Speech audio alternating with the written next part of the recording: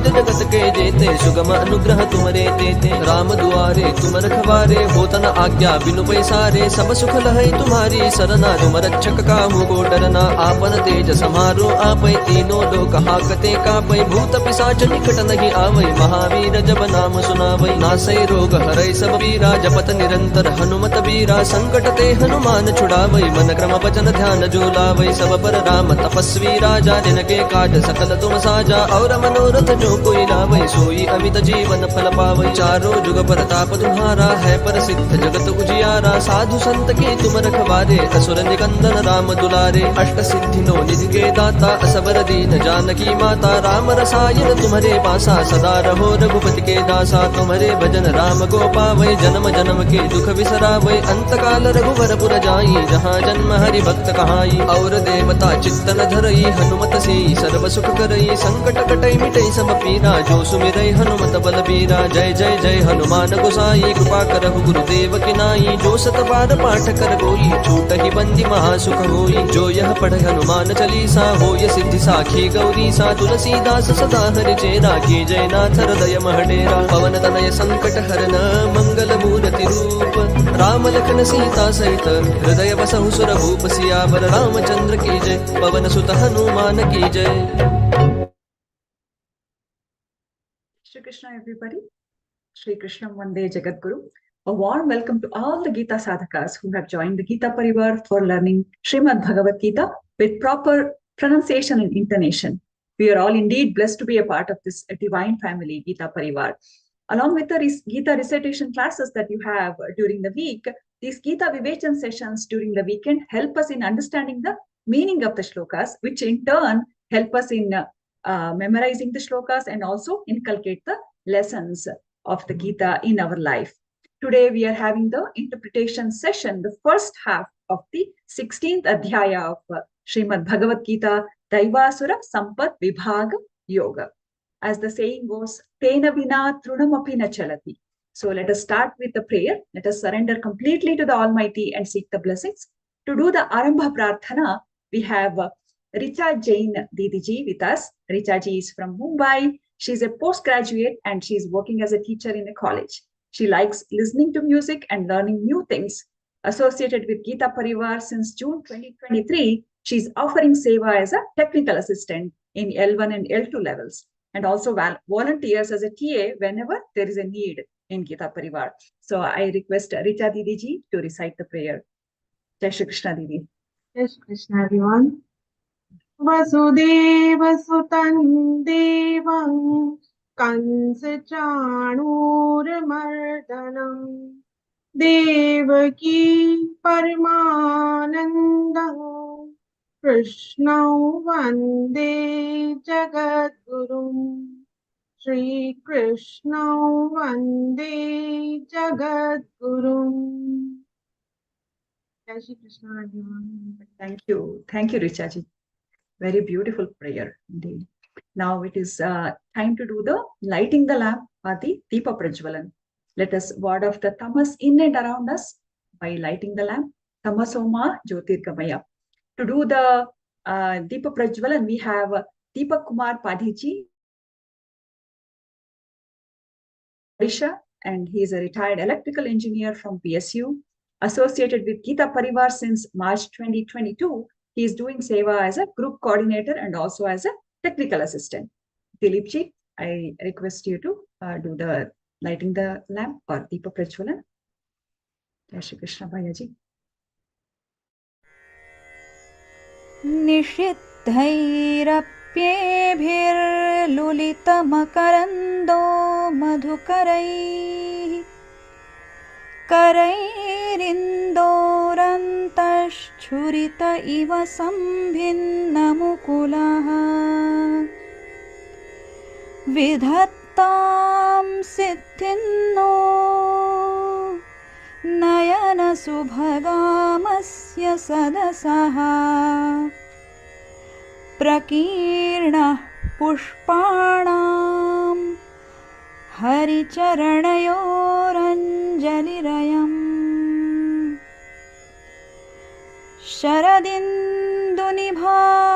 शुभ्रां शुभ्रवस्त्रैरलङ्कृताम् कलहंसकृतावासाम् वरदां Sharada नुमः.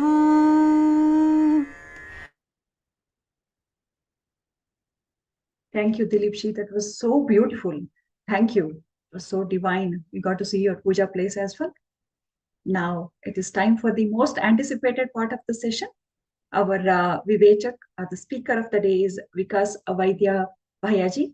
He holds a degree in mechanical engineering and PGDBM as well. And he owns and heads an IT company in Pune. Being an NRI, he is a globetrotter and also he's a polyglot. He knows Hindi, Marathi, English, Indonesian, Malaysian, and Spanish languages. On the spiritual side, he is offering seva as a trainer in Geeta Pariwar for all 4 levels and is involved in trainer selection and also trainers training programs as well. As a member of Pune's Geeta Pariwar wing, he is playing the role of a trainer and also an interpreter of Vishnu Sahasranama as well. Along with this impeccable seva, his own spiritual sadhana is equally impressive. He knows all the 18 adhyayas by heart and he has received first prize in the Geeta Kanthastha Pariksha from the Parama Pujya Jagadguru Shankaracharya Ji for Shrungeri Pitha. And Bhayaji recites all the 18 chapters every day, which he has been doing for the past 5+ years. It is indeed our honor and privilege to welcome Vikas Vaidyaji Bhaya to today's interpretation session on Daivasur Sampad Vibhaga Yoga. Bhayaji, I request you to please illuminate our spiritual knowledge with your expertise. Over to you, Vikas Bhayaji. Jai Shri Krishna. Vasudeva Sudan Devam Kausachanuramardanam Devaki Paramanandam Krishnam Vande Jagadgurum. Krishnam Vande Jagadgurum. Jai Shri Krishna to all. Param Pujya Swami G ke charan kamlon mein koti koti naman. Today we are going to discuss 16th adhyay, the first adhyay that is being covered in the L2 level. Now 16th adhyay, before we start the discussions on this adhyay, let us understand what is contained in this adhyay. The name of adhyay is Daivasur Sampad Vibhaga Yoga. Sampatti is our attributes, our gunas. And this adhyay, Lord Krishna explains 2 types of attributes, 2 types of sampattis. One is the divine sampatti, Daivi sampatti, and other is demonic, Asuri sampatti. So this entire adhyay is devoted to description of these 2 gunas, attributes. One is Daivi gun, second is Asuri gun. The purpose of our studying this adhyay should be to understand each and every attribute that is explained by Lord Krishna. First 3 shlokas explain 26 attributes of Daivi. And then the remaining adhyay is devoted to explanation of Asuri gunas. So Paramatma is focusing probably more on Asuri gunas because he knows that most of the human beings like us, they have more of Asuri gunas and less of Daivi gunas. But nevertheless, we need to study both Daivi gun and Asuri gun.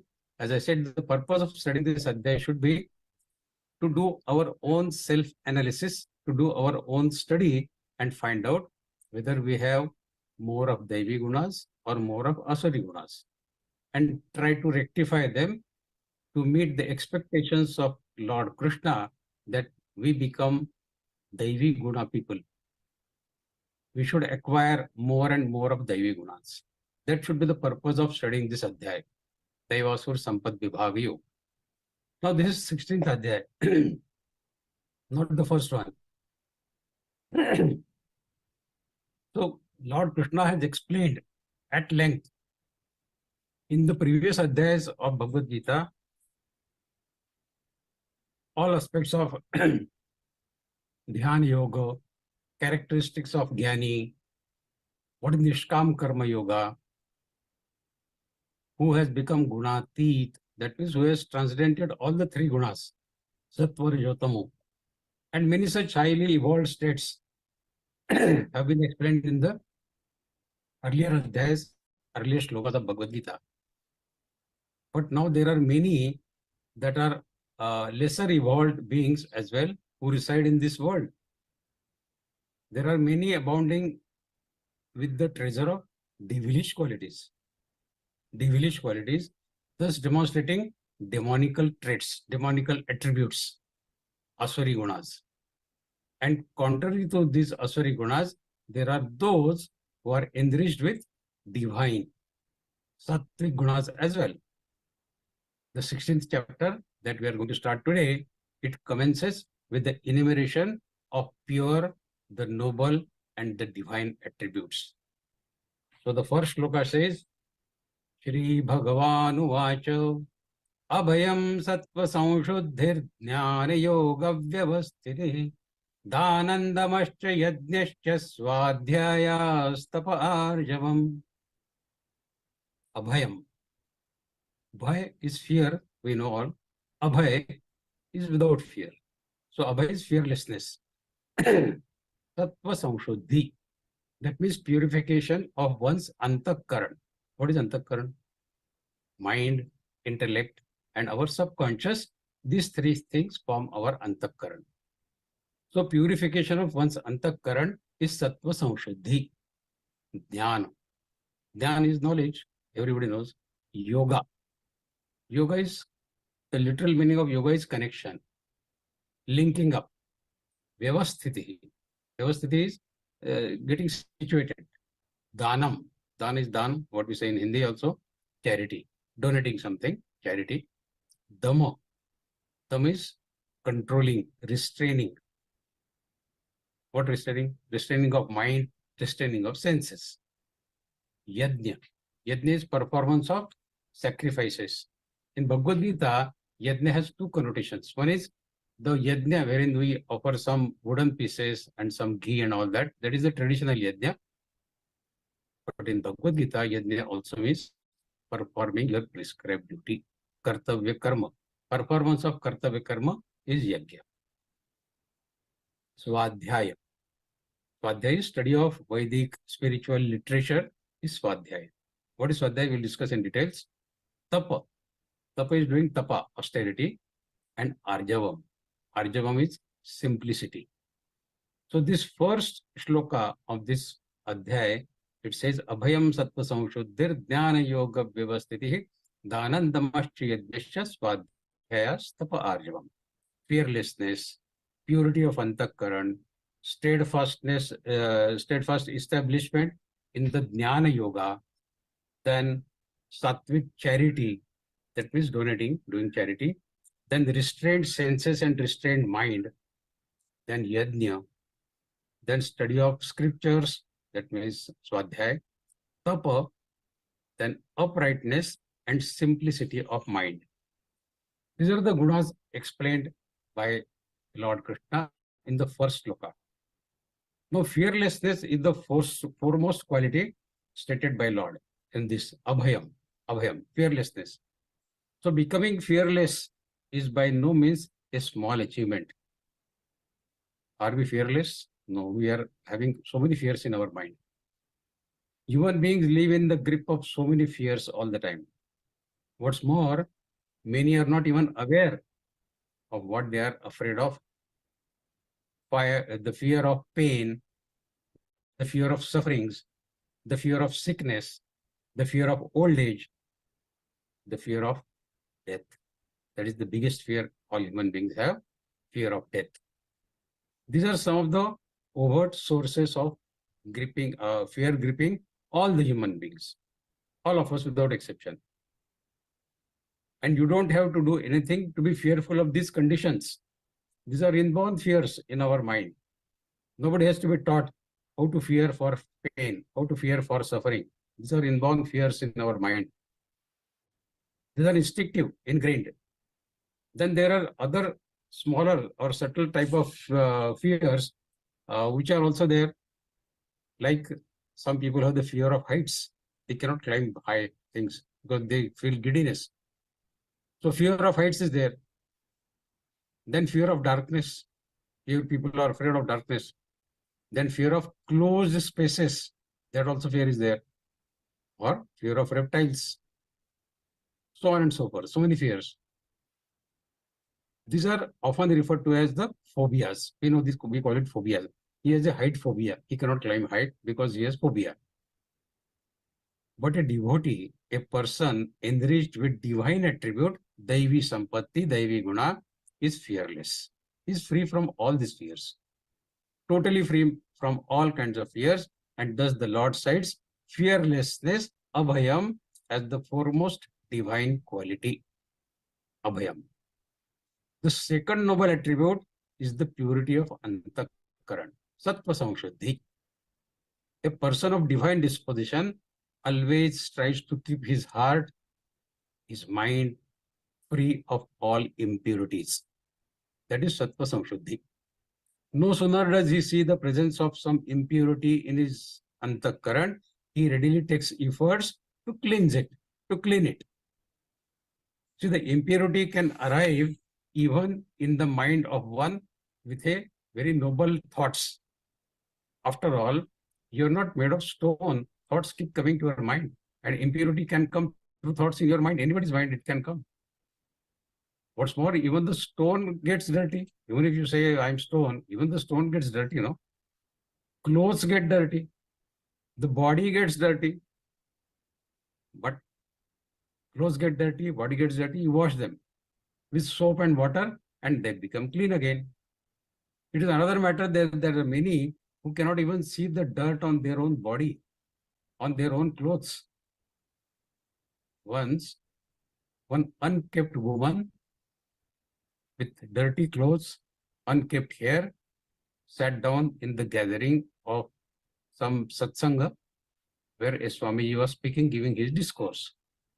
The Swamiji happened to glance at her, that lady, and seeing her unkept appearance, the Swamiji admonished her. He asked her to leave the satsanga and come back only when she had cleaned her body and her clothes.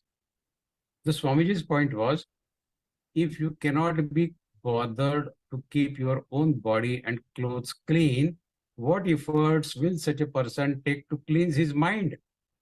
You cannot keep your body and mind, your body and clothes clean. How can you clean your mind then?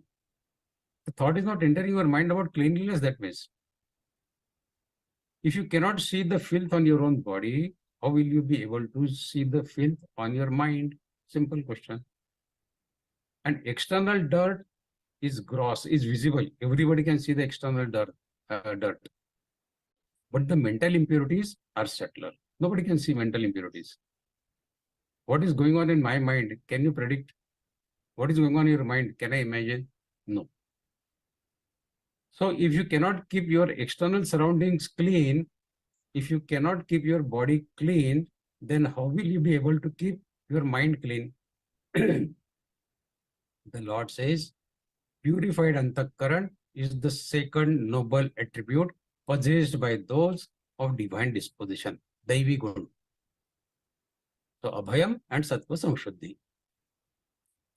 Now, continuing the discussion, attachment, aversion, anger, lust, greed, envy, these are the mental impurities. Thus, as soon as you become aware of their presence in your mind, try to cleanse your mind. Remove them from your mind. There's a story of one Swamiji. He was asked, Swamiji, what would you like to have in your lunch? He said, I would like to have hot jalebis. So the bhaktas, the devotees, they prepared very good hot jalebis. And when that Swamiji was there for lunch, they brought a bowl of hot jalebis to serve him. When the hot bowl of jalebis was there in front of Swamiji, he said, take it away. I don't want. Everybody was surprised. Swamiji said he likes jalebis. We brought it for him. And now he says he doesn't want it. He insisted, Swamiji, that I will not touch it. I will not even look at it. Take it away. Take it away from me. So people took it away. In the evening, one devotee asked, Swami G, you had asked for hot jalebis, you like them. Now you asked that to be removed. Why? He said, I got too much attached to that jalebis. I wanted to remove that attachment from my mind. That's why I punished my mind and said, nothing doing, no jalebis. This was the way of cleansing his mind of the attachment for that food item. See, this does not mean that you should not eat the food which you like. The lesson of this small story is that, okay, you love delicacies, you love good food, fine. What is being advocated is that don't eat stuff with your mind craving for it. I want this in any case. Don't crave for it. Swamiji realized that my mind is craving for jalebis. So he said, nothing doing. I will not eat jalebis today. Likewise, be aware of any sentiment of aversion or dislike arising in your mind. That is also impurity of mind, no? Disliking somebody or aversion for somebody. Whenever you find that you are having hatred for anyone arising, that hatred is arising in your mind, become aware of that feeling that yes, some impurity is coming in my mind. And how to remove it?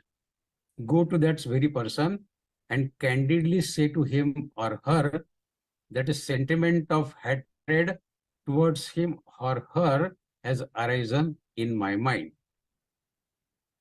If you are aiming to imbibe the divine qualities, then openly confess your anger, openly confess your envy, openly confess your hatred towards that said individual. If you practice it a couple of times, you will realize that your mind is getting cleansed of that impurity. So say to that person that a feeling of envy, anger, hatred has arisen in my mind with respect to you. Be honest about your feelings. This will help cleanse, purify your mind. And remember that in the 15th chapter, Bhagavad-Gītā, which you have learned in the L1 level, Purushottama Yoga, Lord has stated very clearly that all their efforts, human beings' efforts notwithstanding, those with impure antakaran will simply not be able to imbibe any jnana. So to get any jnana, any wisdom, any knowledge, your antakaran has to be purified. So try to remove all the impurities of your mind in this way. See, Bhagavad-Gītā is not meant just for listening. You ought to put it in your daily practice. Pujya Swamiji says, Gita padhe, padhaye, aur jivan mein laye. You have to bring it in your day-to-day life to change your life. The only way you will gradually emerge from your weakness is by understanding Gita and trying to imbibe the message of Bhagavad Gita in your day-to-day life. This is the only way. Becoming aware of your flaws, your weaknesses, will be the crucial step in the eradication of those weaknesses, those flaws. Once you know that food has been poisoned, will you eat it? No matter how delicious it is, when you know it is with poison, Swamiji realized that the jalebis are with the poison of attachment. Attachment is a poison. So this food which has attachment, if I eat it, my mind will get even more impure. So the best way is to avoid it. As I said, Bhagavad Gita is not only for listening. Every message of Gita has to be well understood and we should try to bring it in our day-to-day life. See, Bhagavad Gita was heard, listened live by 3 individuals. Arjuna, of course, Sanjaya, and third is Dhritarashtra. Arjuna changed at the end of 18th chapter. Arjuna says, Nakto mohasthate labdha, tat prasadad maya achyuta, titosmikta sandeha, karishye vachanantava. All my doubts have been dispelled.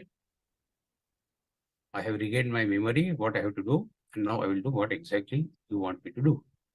Sanjay also got changed. Yatra Yogeshwar Krishna Yatra Partho Dhanurdhara Tatra Shri Vijayo Bhutir Dhruva Nitir Matirmuma.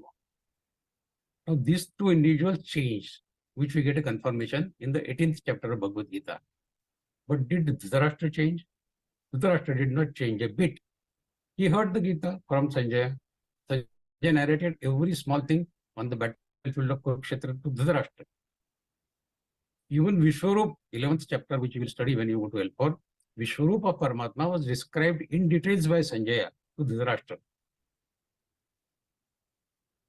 But even knowing all that, knowing that Krishna is on the side of Pandava, Sanjaya said many times in Geeta that it is they who are going to win. But Dhritarashtra, having listened to Geeta, did not try to think about it, did not understand it. So he did not change. If we have to change ourselves, we have to understand Geeta either like Arjuna did or like Sanjaya did. If we merely listen to Geeta like Dhritarashtra did, we'll be Dhritarashtra only. So let us not be Dhritarashtra, let us be Arjuna or let us be Sanjaya. Just as a sensible person will keep away from, say, bad food, toxic food, a sensible person will keep away from this toxic world. And remember, the world is not out there. It is right within us. It is right within you. Within your own mind. The world is in your own mind. Thus be aware that this mind world is there within you only, not outside. As far as the external world is concerned, carry out what your set duties want you to carry. All kartavya karma, keep carrying out. Meet and warmly greet the people, irrespective of whether they are your friends or they are your enemies. Sammata. Shri Krishna led his life with great friendliness and pleasant manners. He would greet not only his friends with warmth, but also his so-called enemies. He would meet even his foes with great cordiality and love.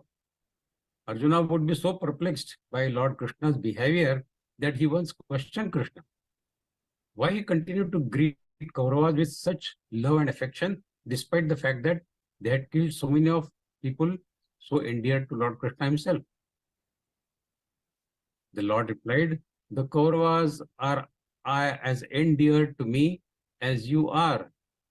Don't forget, Arjuna, all jivas are my parts. You have learned in 15th Adhyay, Mama Ivamsho Jiva Loke. So will I not love my own extensions when they are my jiva? A fragment of me is there in all the jivas that we learned in 15th Adhyay. So Lord Krishna says, will I not love my own extensions? The Lord lists further noble attributes as steadfast establishment in Jnana Yoga. The benevolent of Sattvic, charity or donation. Controlled senses. Performance of yajnas. Study of scriptures, swadhyay. And tapa. Uprightness and simplicity of mind, arzava. See, honestly, straightforwardness, simplicity of mind is a noble quality, yes. Being what you are, with no pretensions, no acting only, it is much better to openly express your sentiments than try to mask them, than try to cover them. But many people are unable to do this. We see in day-to-day life also that although they may be sitting with anger within, मन में बहुत गुस्सा है सामने के बारे में, yet they will wear a fixed smile on their face. Looking smile at their face, you cannot imagine that how much angry he is with that person. So they are doing acting. In the context of donation, charity, we should bear in mind that the Lord says it should be sattvic donation and not rajasic donation. What is the difference? See, rajasic dana, rajasic donation means the donation or the alms which you are given, which are given with a desire of certain karma phala, return. Be it for the attainment of heaven or acquisition of punya, these are also kamanas. These are also sakam karmas. Such desire prompted acts, which are sakam karmas, are selfish acts, and hence these are not sattvic. Whatever sadhana you do for Paramatma, let it be sattvic sadhana, not rajasic sadhana. So your sadhana should not be attached with any expectation of return or reward. Then only it can be called as sattvic sadhana. In sattvic dana, the charity or alms are given just for the sake of giving. Whereas, in this case, where the act of giving imparts joy to the giver and he seeks nothing in return of his charitable act, that is sattvic dana. Such noble charity is not motivated by any selfish desire. The giver experiences the joy, pure joy in every act of giving, irrespective of what is being given. It could be food, it could be clothes, it could be money, or it could be knowledge. Knowledge donation is also there, no? He alone can give who is not attached to anything. See, when people who want to donate clothes, what sort of clothes do they donate? What do they give away? New or worn out? We give many things to our maid servant many times. The leftover food also we give. Do we give fresh food? Do we give the new clothes to our maid? What sort of clothes we give? See, commonly people who want to do charity prefer to give away the cheap, old, tattered clothes or low quality food items. If you go to Rishikesh, you will see so many of shops on the banks of Ganga stocking a particular cheap variety of blankets. If you ask the shopkeepers, "Aapke paas achhe nahi hai blankets, all cheap varieties there," they would come back and say, "You people who wish to donate blankets in bulk of all to these 200 odd sadhus who are residing here, they will go only for cheap variety of blankets. Hence, we only stock cheap variety of blankets because people buy from here and donate, and they would not donate expensive blankets. So we keep in stocks only cheap blankets. See, one buys the best of clothes for oneself, but when it comes to donating, the cheapest stuff is bought. And unfortunately, sometimes even the saints, Swami Sadhus, are at the receiving end of this behavior of human beings. Once a lady visited a Swami G Mahatma and bowed down and requested blessings for her son. "Please bless my son." He offered a bag of stinking overripe bananas to Swamiji. The carefree Swamiji, he took out the banana saying, "So be it." When the lady understood the message, the frightened lady panicked and she said, "Oh Swamiji, what are you saying?" The sage, the Swamiji, merely replied, "As you gave, so will you get. If you are giving me rotten things, you will get rotten things in return." No?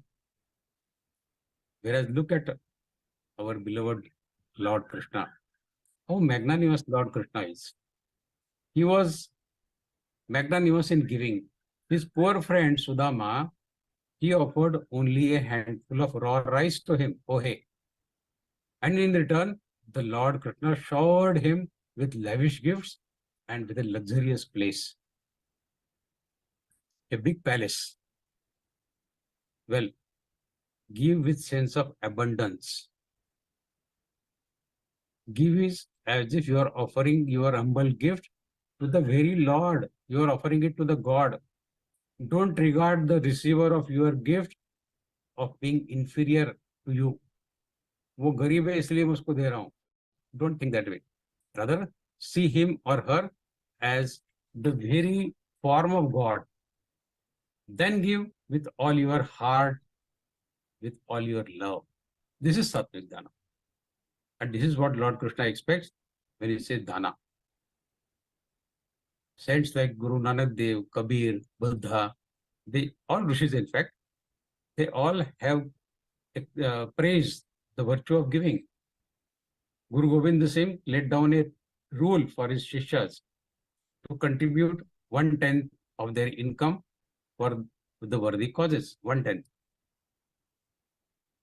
And these offerings were then employed to further the work of the Gurus. Now one may ask, what is the work of Guru? Why should we donate?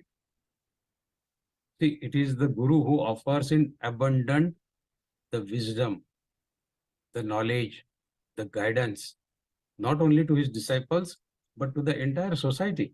So why should not we help? Showing the way out of ignorance. That is the teaching of Gurus. And we should contribute in our best possible way in that efforts. We cannot donate knowledge because we don't have knowledge. Someone who is doing it, why not we help and contribute whatever way we can contribute to that effort. A sannyasi has no worldly possessions to give away. But a sannyasi, he also gives donations. He gives the donation of jnana. And no charity can surpass this type of jnana charity, which is topmost among all types of alms or all types of donations. What is more, giving donation, giving alms of jnana is a yajna in itself. When you study 4th adhyay, you will know that this jnana yajna is the topmost of all yajnas. That is why there is no need for a sannyasi or a jnani to do any separate yajna, because he is already doing jnana yajna. The topmost of all yajnas, jnana yajna, he is doing it.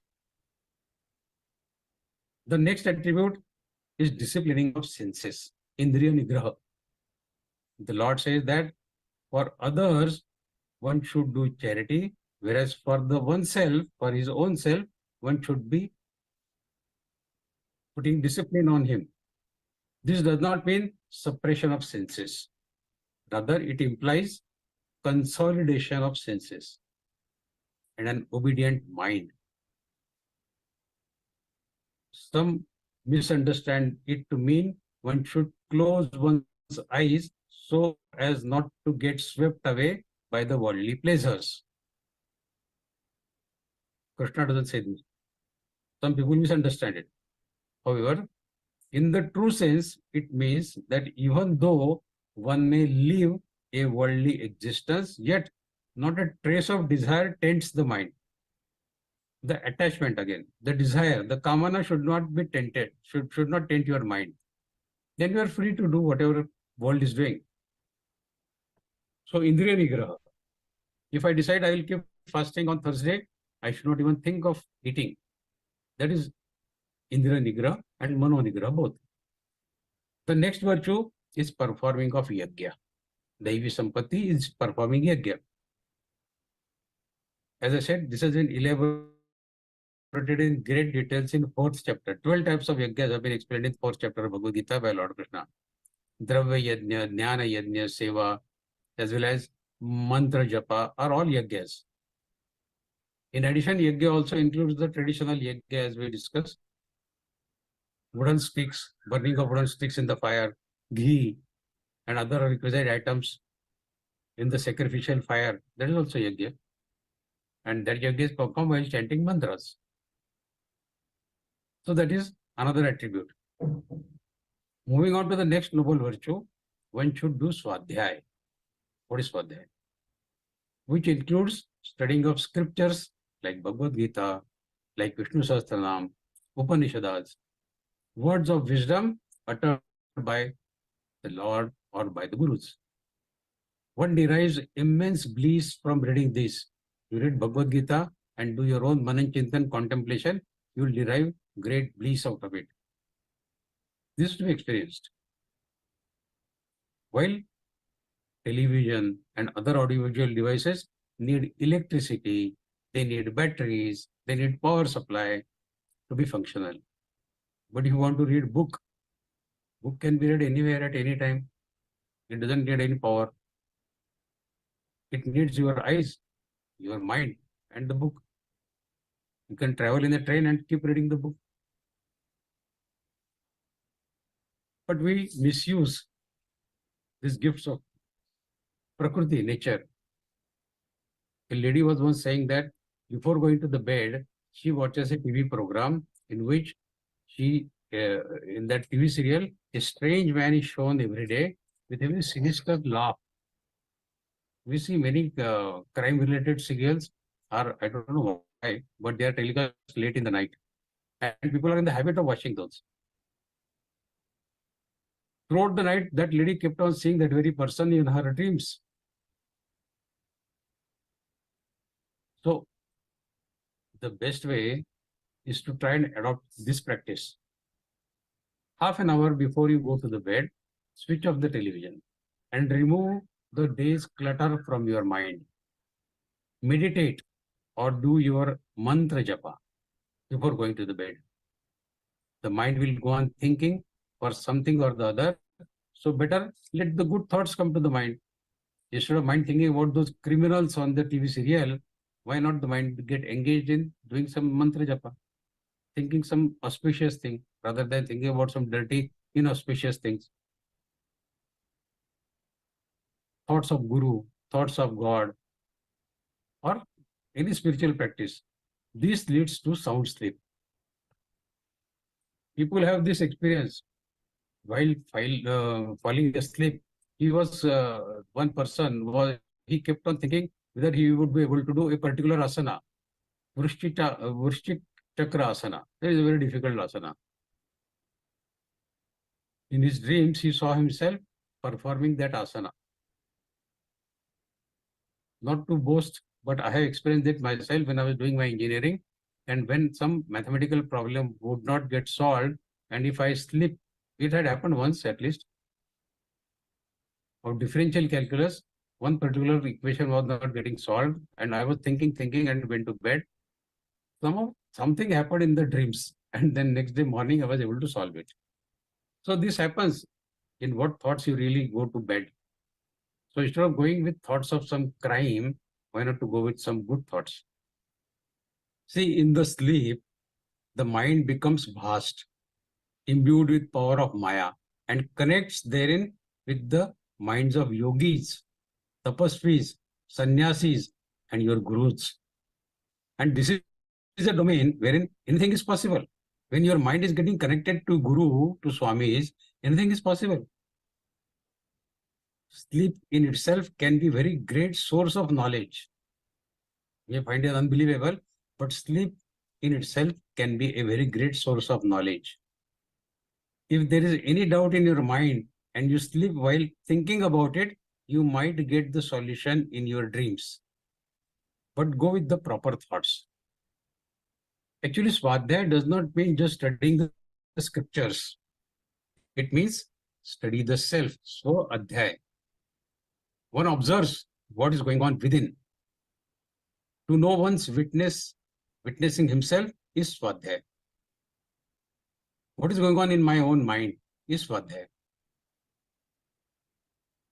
Once a Swami G, he said, I remain alone by myself for the entire day with no one coming or going to me. But after all, I'm also a human being. Sometimes I also wish to converse. I want to have dialogue. He was asked, then what do you do when you are alone and you want to have conversation and dialogue with someone? Then he said, whenever I wish to talk to someone, I open the book of Śrīmad-Bhagavadgītā and talk to her. Talk to Bhagavad-Gītā. I hear what she has to say and tell her what I want to say. In this way, I always keep her in my mind and she pervades in my memories at all times. In my dreams, she comes. This is how I have forged my friendship with Bhagavad Gita. This is called Swadhyaya. This is Swadhyaya. Then Swamiji went on to say, I have read the Gita so many times, over and over again, that I know and remember each and every shloka so very well. It is as if she is running through my veins. Yet whenever I wish to talk, I still open the Gita. So that is Swamiji's friendship with Bhagavad Gita. Who is our friend? Let us think. The next noble attribute that Lord talks about is the austerity, tapa, which can be mental, bodily, or pertaining to the speech. Tap can be three types. You will understand this in Bhagavad Gita as you proceed further in learning Gita. There can be Sharirik tap, Manasik tap, or Vachik tap, speak. So enduring adverse conditions, be it heat or cold or hunger, thirst, without complaining and without grieving is tapa. So to accept whatever comes your way and still keep performing your kartavya karma, your prescribed duty, is the tapa. If we are able to do it, we are also doing tapa while living in this world. A Swami G, he was sharing his experience once. He experiences in, he lived in that Gomukh in Himalayas for many years. It used to be icing cold in that place. He was staying with the disciples in a cave, and the snow at the mouth of cave would be 3, 4, 5 feet sometimes. It would take almost 30 minutes to get up from the place. Somehow go out of the cave every day morning for the nature's call. Everybody has to go. And when he would sit down for the squatting position, he would take 30 minutes to get up.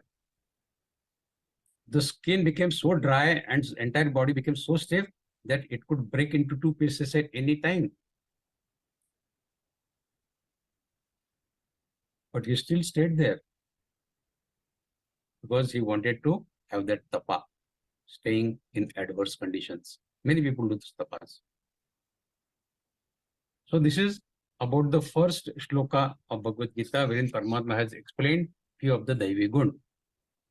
Let us go on to the second shloka, wherein Paramatma will explain some more Daivi Guns. Ahimsa satyam akrodhastyaga shantirapayishunam daya bhuteshvalolupvam mardavam rirachapalam tejah kshama dhruti shaucham madroho natimanika. And then ahimsa satyam akrodhastyaga shantirapayishunam daya bhuteshvalolupvam mardavam rirachapalam. What does it all mean? Ahimsa. Ahimsa is non-violence. Everybody knows. Satyam. Satyam is truthfulness. Akrodha. The word is akrodha. Akrodha means freedom from anger. Krodha is anger. Akrodha is freedom from anger. Tyag. Tyag is tyag. Renunciation. Shanti.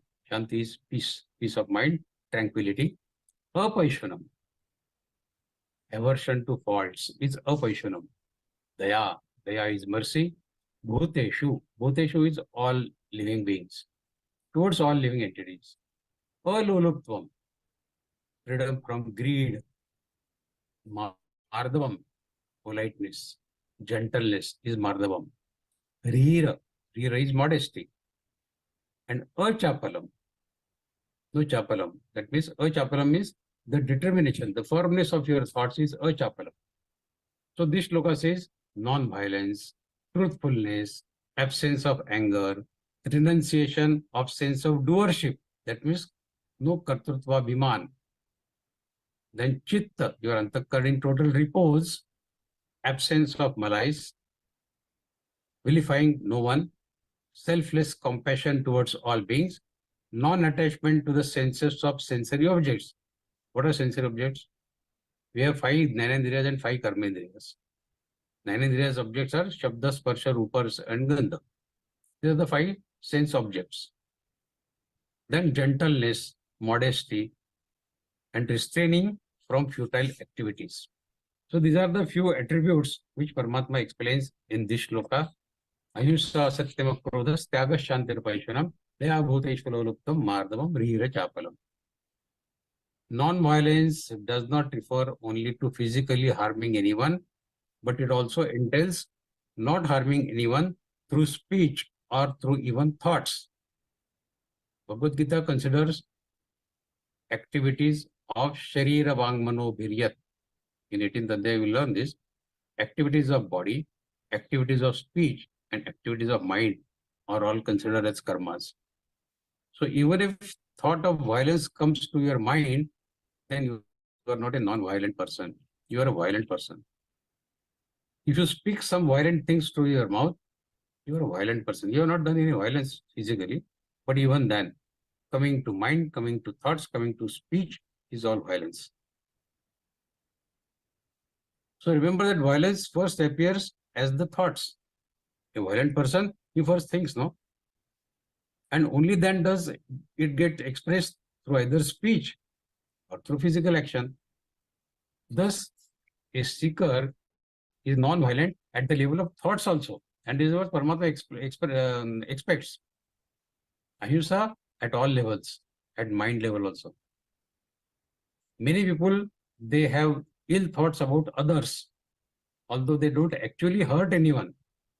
They do wish for them some harm mentally. इसका बुरा हो जाए, इसको कुछ मार पड़े तो बहुत मजा आएगा.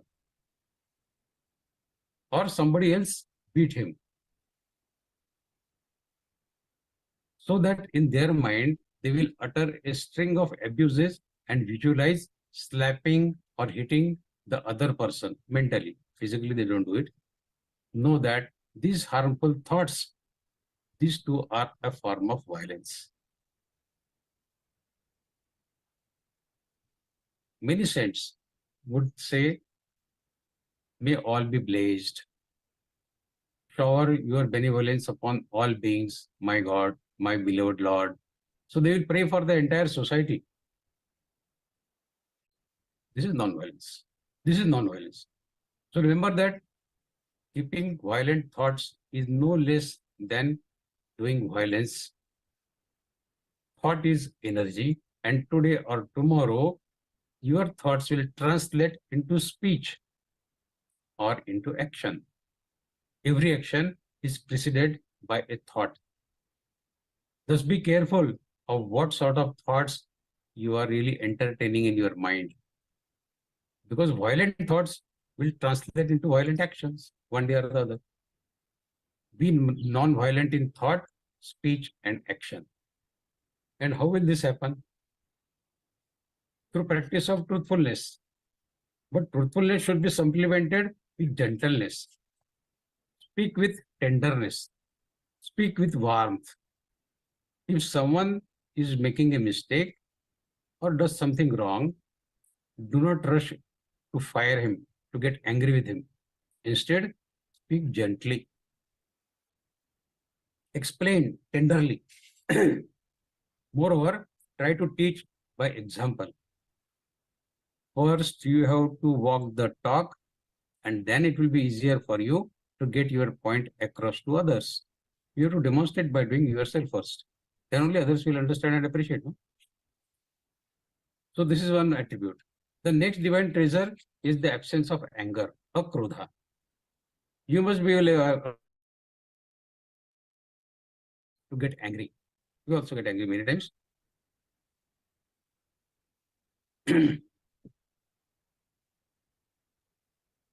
See, it is not possible that no one will ever get upset in his life. We do get upset. Let us accept it. Or oppose you or cause you some loss or other. This happens many times. And this is an inescapable reality of life. The Lord says the only person who you can change is your own self. You can be changed by your own self. In 6th adhyaya, there is a shloka, Uddhareda Atmanatmana Natman Namosadet, Atmaiva Atmano Bandhur, Atmaiva Ripuratmana. You have to do your own uddhar. Your upliftment only you can do. Because you are your bandhu, you are your friend, and you are your enemy. So it is all you. Don't blame others for your downfall. You are your shatru and you are your mitra. That is what Bhagavad-Gītā preaches. So the only person who can change you is you yourself. But our problem is that we insist upon changing others. Instead of changing ourselves, we think of changing others. Only then we believe that we will be fine if I change others. Don't focus upon changing others. Focus upon changing yourself first. Your own behavior, your own reactions, try to change them. Thus, whenever anyone opposes you or does something wrong, observe and analyze the situation. But doing it level-headedly. Don't do it in anger. Do not succumb to the knee-jerk reaction of getting angry. Old people say if you get angry, count 1 to 10. So your anger subsides, isn't it? So rather keep cool. Shri Krishna says that not getting angry even when someone causes you loss or does something wrong, is a divine quality. And if we acquire divine quality, we become dearer to Paramatma. If you want to become dearer to Paramatma, let us acquire this quality. Okay, moving on to the next noble attribute, which Krishna says in this, which is the renunciation of sense of doership. No kartatva abhiman. I have done it. If I was not there, that fellow would be on the road. I am the great. I have done it. When you perform actions seeing yourself as body, sense, mind, and intellect, then you are the doer of these actions, because you consider yourself as a group of body, senses, mind, and intellect. Bhagavad-Gītā teaches us, you are not that. You are your Jivatma, you are your Atma, you are your Swa. So on the contrary, performing actions while with the knowledge that I am not the body, senses, mind, and intellect, that is the performance of actions with a non-doership attitude. When you say that I am Jivatma, body, senses, mind, and intellect, is all Prakritis. They are under the ownership of Prakriti, nature. I don't own them. When you are not the owner, then you are not the doer of their actions. And when you are not the doer of actions, you will not face the consequences of those actions. As simple as that. So remember that you are not the doer of actions. You are not the bearer of the consequence of those actions. But if you are the doer, then you have to bear the consequences. The receiver of consequences of those actions, you have to become. So leave that sentiment that I am the doer. Leave that. You are body, sense, mind, and intellect. Understand, recognize that you are not all that. You learn in Geeta. This Jivatma is residing in this body. Okay. In 5th Adhyaya, Paramatma says, Navadvare pure dehi naiva kurvanna karyan. This body is called a body of 9 gates. And the Jivatma is staying in this body. When we are living in Mumbai or Pune or Calcutta or Delhi, we say, I live in Mumbai, I live in Delhi, I live in Pune, something. Do we say, I am Mumbai, I am Pune, I am Delhi? So why you say I am body? You are living in this body. Your Jivatma is living in this body. You are not body. So let us recognize this, that we are above this body, sense, mind, and intellect. And for doing that, we have to leave this thought of kartatva abhiman, the sense of doership, we have to do away with. The next attribute mentioned by Lord is the peace, tranquility, shanti. And Lord defines this as the state when the mind is in complete repose, no action-reaction chain in the mind, in total repose. And there is total absence of restlessness, anxiety, agitation, fickleness in the mind. That is the repose. No waves arise in the mind, whether good happens or bad happens, favorable happens or unfavorable happens. No waves arise in the mind. That is the condition of repose of mind. And the way to bring the mind into this complete repose is by consistent contemplation upon the nature of this world.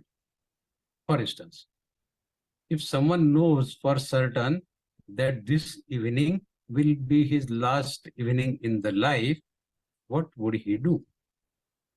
If he has the least bit of sattva guna in him, he would request not only to his entire family, but also to his servants to forgive him for whatever mistakes he might have done, whatever insults he might have made of those people.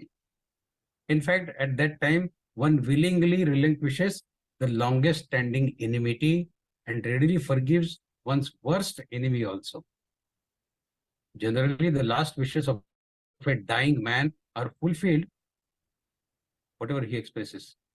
Even the judge court asks, what is your last wish? Isn't it? Sometimes out of love, or more often than not, of being haunted by his ghost, people fulfill his last wish. कहीं भूत बन गया तो मेरे पीछे लग जाएगा. So they say, what is your last wish? We'll try to fulfill your last wish.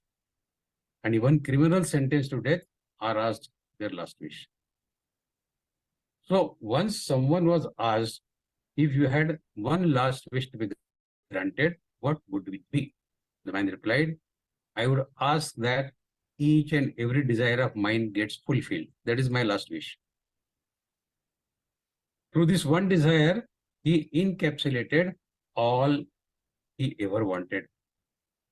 But always contemplate that the world is momentary, fragmentary.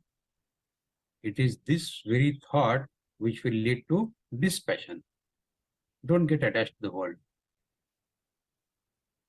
When you are constantly aware of the transitory nature, the temporary nature of this world, you will, why will your mind then get engaged in the hostility or in the friendship with anyone? So you have this enmity, resentment, or anger against anyone only because you believe you are going to live long and thus have ample time to take your revenge. But as I said in the example, if someone knows that he's going to die this evening, will he have these thoughts of anger and resentment and all sorts of punishing others, this kind of thoughts? No. So on the other hand, if you consistently ponder over the fleeting nature of this mortal world, you will not waste your energy in getting angry or upset with others. So let us understand that our life is a temporary phase. So why to waste our energy in getting angry or getting upset with others? What's more, with the acquisition of this divine wealth of mental repose, the other divine treasures like compassion for all beings will come on their own accord. You don't have to try for it. That compassion will come on its own accord. So this is the peace of mind. Now, next quality one should aspire to cultivate is not to talk evil or bad about anybody. But we know, we all enjoy talking bad about others. Someone was saying, I don't have bad things about people. I merely listen to them. It's a great fun. Listening bad about others is a great fun. And those who listen do not keep it to themselves. They keep spreading it as a gossip. While saying, they will say, I really feel bad saying this, but just listen to this, what people are talking about. And they will spread that bad things about others. See, if you claim that you feel bad about somebody saying bad about others, then you simply drop the matter, keep quiet, no? This is how speaking ill of others spreads far and wide. Paramatma says this is not a good divine quality. Stop it. In the scriptures, it is mentioned that one who talks ill of a saint incurs the sins of that sage, that saint, accrued before he became enlightened. Before he became Jnani, he might have committed some sinful act. So if you talk ill of that saint, of that sant, of that Mahatma, you acquire all his sins. That is what is said in our scriptures. And the one who sings his glories, love him dearly, attains his virtues, his punya karma. So if we criticize a saint, we should understand that we are acquiring his papa karma, whatever he might have committed. So let us not talk ill about anyone. Let us not talk ill about anyone. Some saints, they go to the extent of deliberately performing such actions which would make people talk ill about them. One such saint's Shishya, on attaining realization, he asked, Guru, what can I possibly offer you? How can I ever fulfill the debt that I owe to you for giving me this Gyan? Please tell me how I can serve you. The Swami G said, what you have to do is this: construct your own ashram opposite mine and talk ill of me to each and every devotee who comes to you. Spread the word that you spent so many years with me, but I don't know anything. That would come to those people who come to you, spread this word to them. The shocked disciple, the Shishya, he asked, Master, what are you saying? How can I sit across your door uttering such evil, bad things about you? The Master said, well, you yourself asked me what you could do for me, and I'm asking you to do this. The Shishya questioned, but why? Why should I say bad things about you? The saint said, this way you will become famous. See, I'm getting old. And now at this age, where will I go? But I do not want crowds thronging here. I have had enough of crowd in my life till now. So this is what you have to do. I want to be away from crowd of devotees who have been coming here. The disciple did as he was instructed. Sad that what kind of command was this? At the same time wondering at his guru's leela making him famous at the cost of his own disrepute. Guru said, you become more famous than me. I will become bad. The next divine attribute is not being attached to the sensory world. The senses keep interacting with the respective sense objects. Eyes will keep the job of seeing. Ears will keep the job of listening. The tongue will keep two jobs, eating and speaking.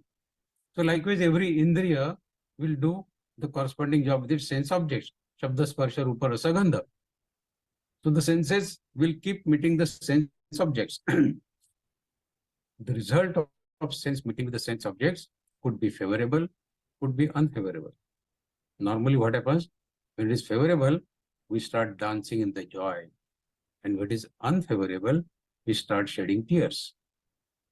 Paramatma says, don't get attached with sense and sense objects meeting. They are doing their job.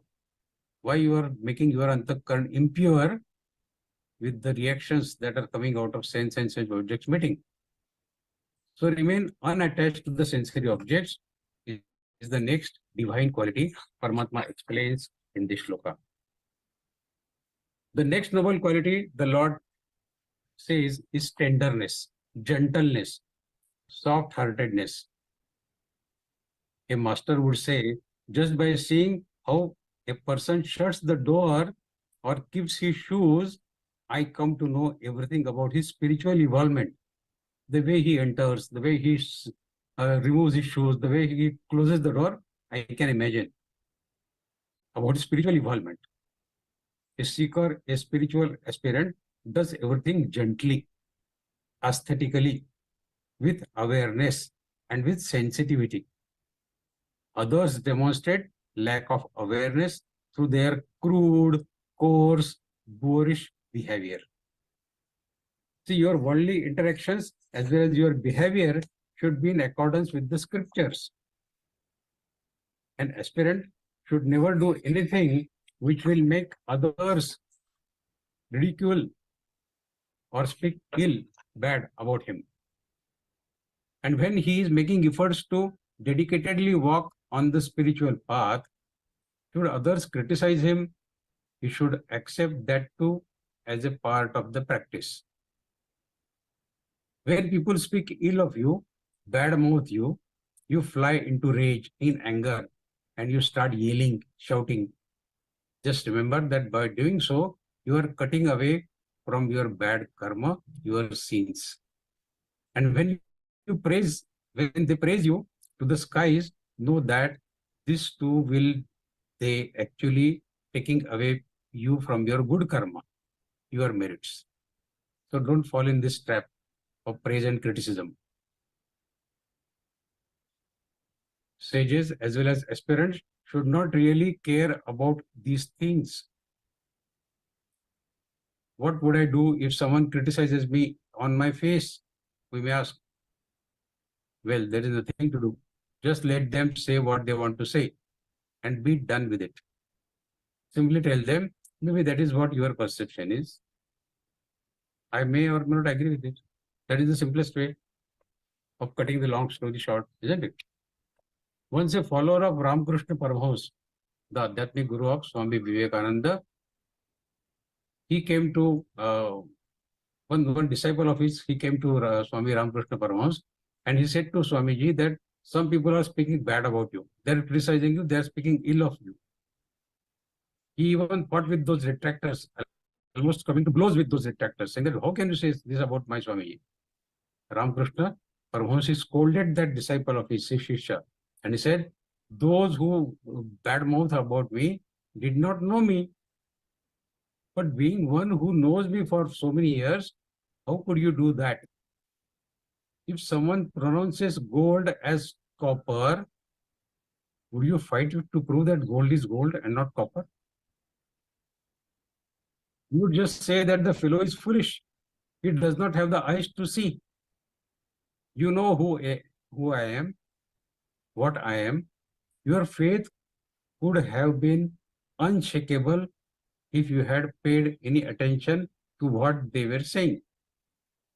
At the most, you could have asked if they had ever met me. Have you seen Swami G? Have you discussed with him? Do you know his thoughts?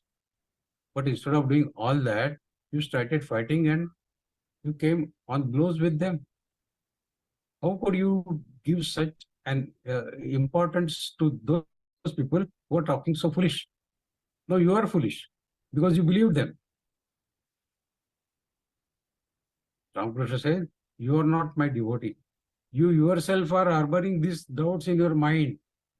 That is why you got agitated. Had you known, you would have not bothered about what others are saying about me. You see, how you sit, how you talk, how you walk, how you eat, and what you eat. All activities reflect the state of your mind. A Rajasic person will eat crudely, hastily, wasting a lot of food.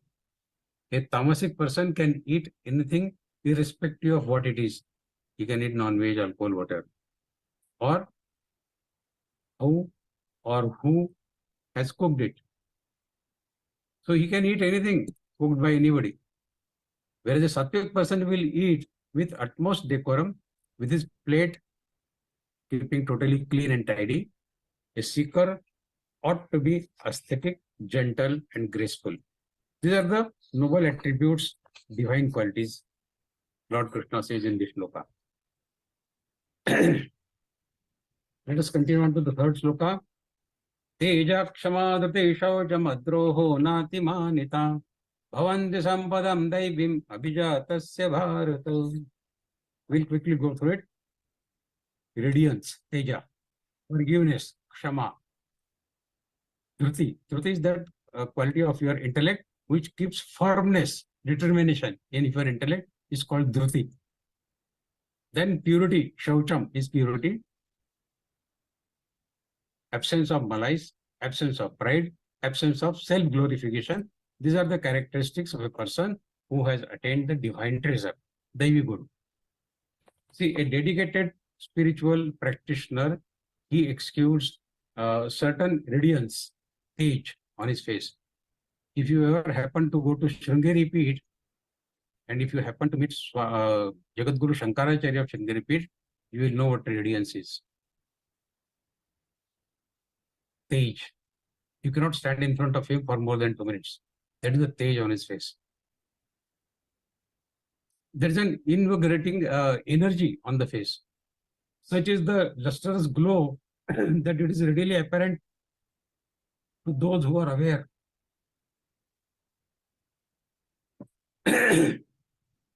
Who are conscious, and they can perceive the person's enlivening. You feel the vibrations when you stand in front of a person who is having that kind of radiance, that kind of teja. But if you are unaware, unmindful, then you will perceive nothing. Glowing radiance is one characteristic sign of an enlightened person, of a person enriched with divine quality. A person who is expert in doing acting, he can fool others by donning the garb of a sadhu. But no matter whatever he does, he cannot copy the radiance. He cannot copy the radiance of a guru. Good experiences in meditation come when one is prepared. And when you yourself do not put forward obstacles in your own growth. Our biggest problem is that we ourselves do not allow good things to come our way. We literally stop their entry in our life.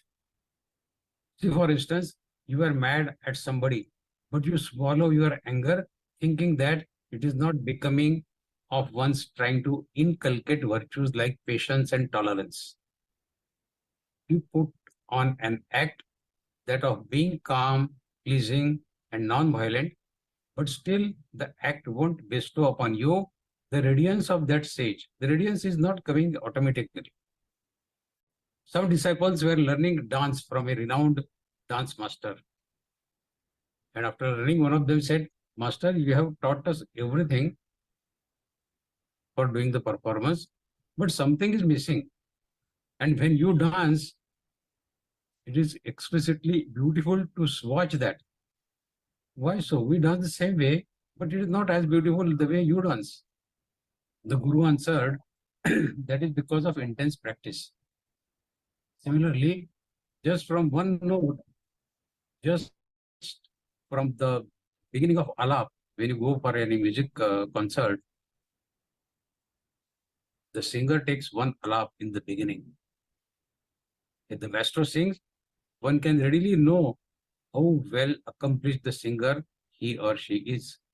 Automatically, wow, this comes from your mouth. Just one note taken by an adept artist is enough to move the listener. Else, the ignorant could go on singing for hours and hours, and that alap, that note would not come from him. That radiance is missing. A person endowed with noble qualities and with the divine will has a certain kind of inexplicable glow on him. That glow is radiance. That glow is radiance. He is pure, forgiving, patient, enduring, and has no hatred for anybody. He harbors no enmity for anyone. What's more, he takes no pride in possessing these virtues, these good attributes. See, if one has such divine qualities, it is easy to become proud of attaining them. Very easy. We have one attribute and we become proud of it. But such a hallowed being is bereft, devoid of any notion of self-glory. And that is what Paramatma says. It is a divine quality. You don't have that self-glory. So in above 3 shlokas, Shri Krishna has described all the divine qualities, the characteristic attributes of a person with noble divine disposition, Daivi Gun, Daivi Sampatti. These are the attributes that a seeker ought to possess because such people are endeared to the Lord. If you want to become dear to the Lord, study these 26 attributes, what have been described in the last 3 shlokas, directly by Lord Krishna. Thus pray to the God that you too may become blessed with this divine treasure so that you acquire the eligibility to attain deep realms of meditation, become eligible for becoming endeared to the Lord. Become eligible of attaining the highest knowledge. This divine treasure, Daivi Gunas, is like a magnet which will attract the grace of God.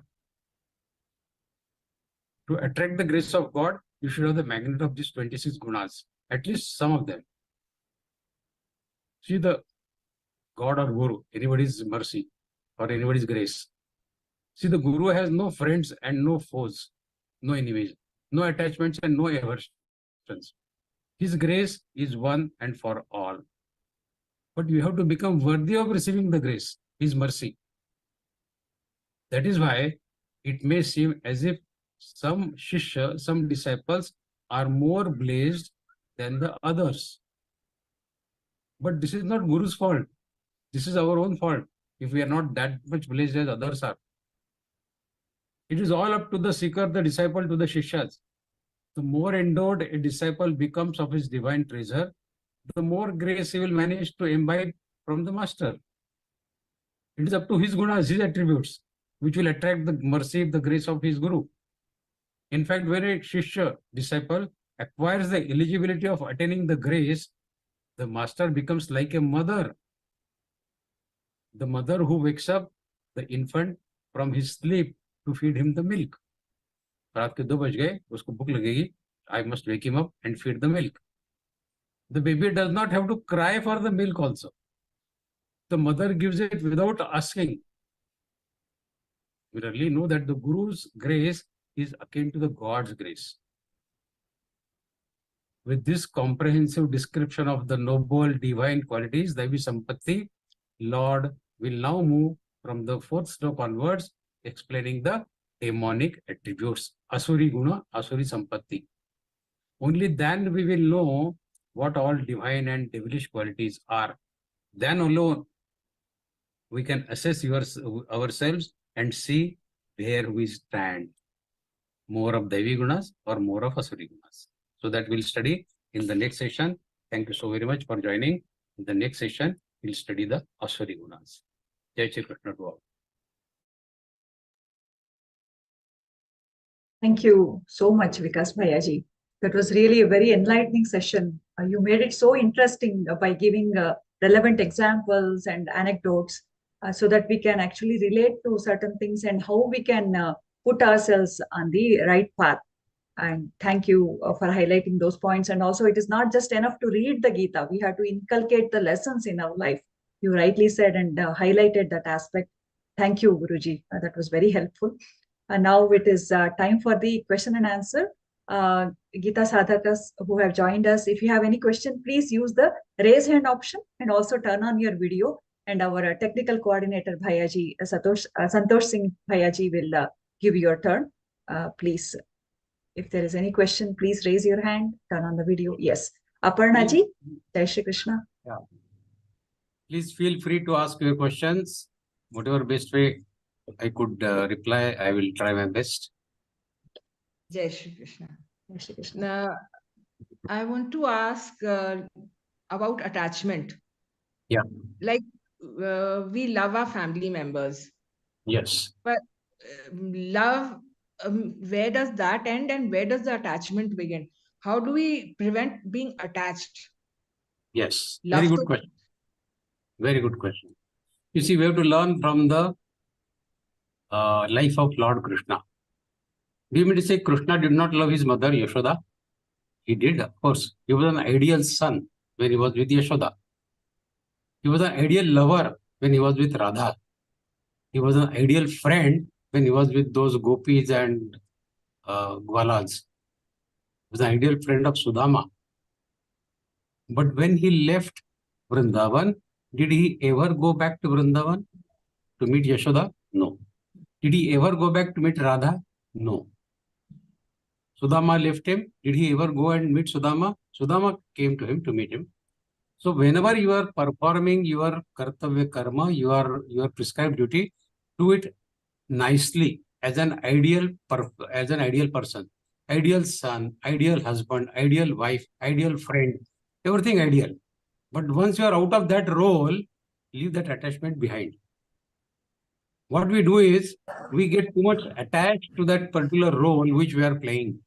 And that is where we make the mistake. We have to learn this from the life of Krishna. He performed all his kartavya karma. Not that he avoided, but he never got attached to it. Attached to him. So that is the thing which we should try to copy in our life to the best possible extent, what we can do. We are living in family, so we have an attachment with son, daughter, everybody, yes.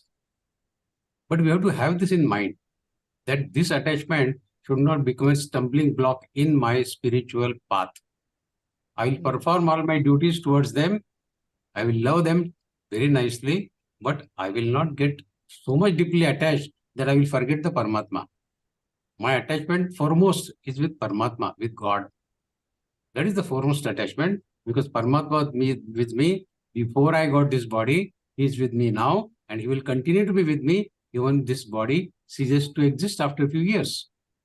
So it is only he who is permanently attached. I am permanently attached only to him. These relations are there in this life. Were they with me last life? Are they going to with me in the next life? We don't know. So this kind of thing Gita teaches us. And then if we really do contemplation of these thoughts of Bhagavad Gita, we try to, we really become more and more detached from the attachment. So detachment from attachment is the lesson that we have to learn from Gita and from the life of Lord Krishna. Ji. And one more question I wanted to ask about Dan. Yeah. We might be doing Dan to someone who can do nothing for us in return. But how to prevent at some point a feeling of ahankar. I'm the doer. I'm doing so much of good. I'm feeling so good that I'm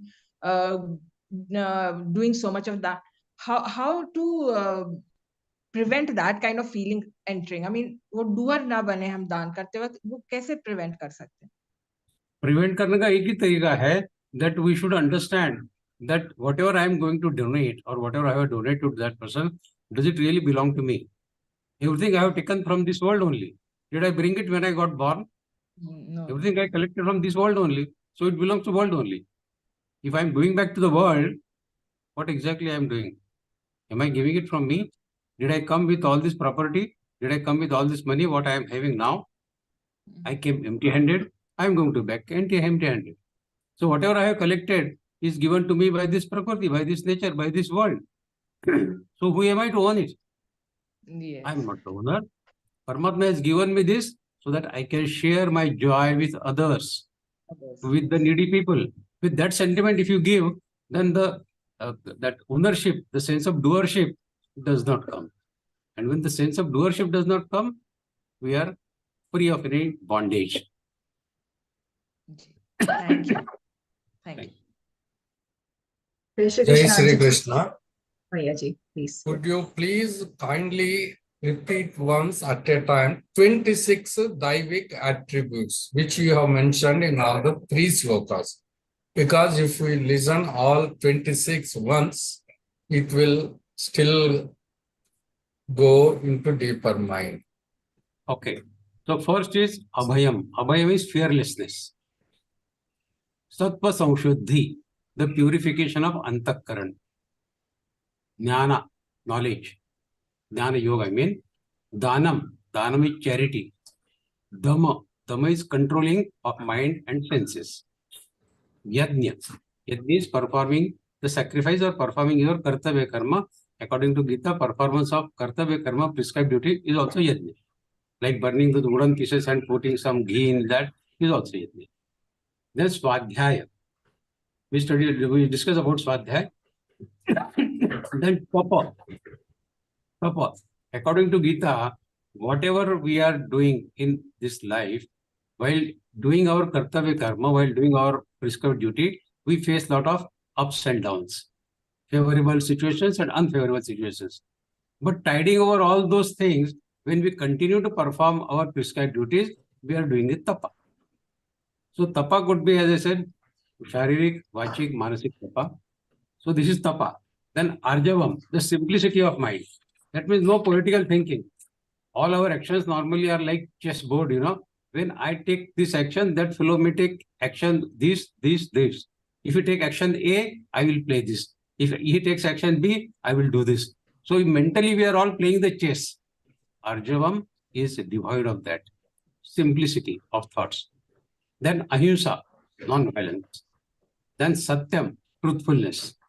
Then akrodha, freedom from anger. Then tyaga, renunciation. Then shanti, tranquility, peace of mind. Apaishanam, no fault finding with others. Then aloluptam, freedom from greed, no greediness. Mardhavam, politeness, gentleness. Rira, Rira is modesty. Achapalam, firmness in whatever thoughts we have. That is achapalam. Then teja, that radiance, what we discussed. Shama, forgiveness. Somebody might have hurt you, but we should have that quality of forgiving him. Not forgiving only in this life, but even in next life, he should not get punishment out of that. So that kind of complete forgiveness should be there. Dhruti, that means the firmness of thoughts. That Paramatma is mine, I am a Paramatma, and uniting with Paramatma is the sole objective of my life. So that firmness of intellect should be there. Dhruti. Adroha, that means freedom from being envy of others. And Atimanita means no expectation of honor from others. So these are the 26 gunas. And one who is born, in the next lokas you will know that Krishna will say to Arjuna that you are born with all Devi gunas. So, so we may also be born with some Devi gunas ourselves. So which we do not know which Devi Gunas we possess. Reading these 26 Gunas, we may realize that yes, I am also doing like this. When I deal with people, some Gunas are there with me also. So that gives us a kind of confidence that yes, we can be dear to Paramatma because I also possess some Devi Gunas. When we start studying Asuri Gunas, we will know that we have many of Asuri Gunas in us. How to cut down on Asuri Guna and how to increase on Devi Guna is the main objective of Daiva Sampad Vibhaga Yoga.